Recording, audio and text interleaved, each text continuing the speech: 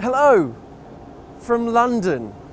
We're in Trafalgar Square right now. It's just started raining.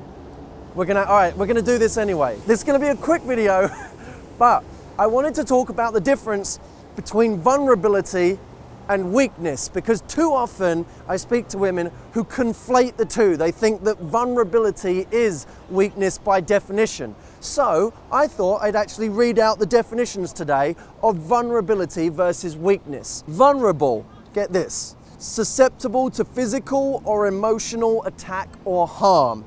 And it comes from the Latin word vulnerare. Is it vulnerare or vulnerare? Those of you that speak Latin out there can tell me which is the correct pronunciation, but it means to wound. Weakness, the state or condition of lacking strength. I find this very interesting because to be vulnerable is essentially to admit that you can be wounded, and in acknowledgement of that, to move forward anyway. If you think about it, most of us are afraid of being vulnerable because we're afraid we'll be perceived as weak. But by definition, it takes courage to be vulnerable, to admit that you can be wounded, to get in the boxing ring and know that you might get hit. And the irony is that the weakest people in the world are the ones that can't be vulnerable.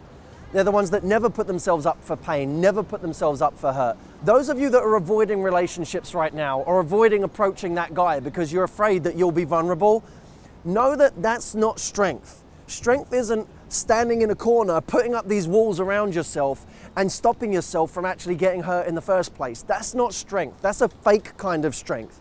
But it's just this veneer, and as soon as it comes down, what you have is a really weak person who lacks courage. I have women come to my seminars all the time who are so terrified of their own vulnerability that they never actually put themselves in the game. And I don't want you to be one of those people, because those people end up dead inside because they never actually end up living. Just because you exist, it doesn't mean you're living.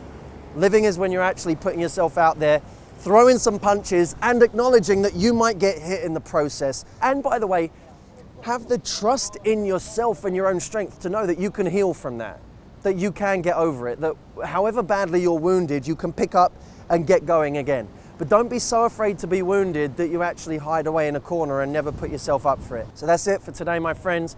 If you want to get vulnerable, go out there and take some risks. If you want to know how to take those risks and the right way to do it, go check out my programs. You know, I have a bunch of them online.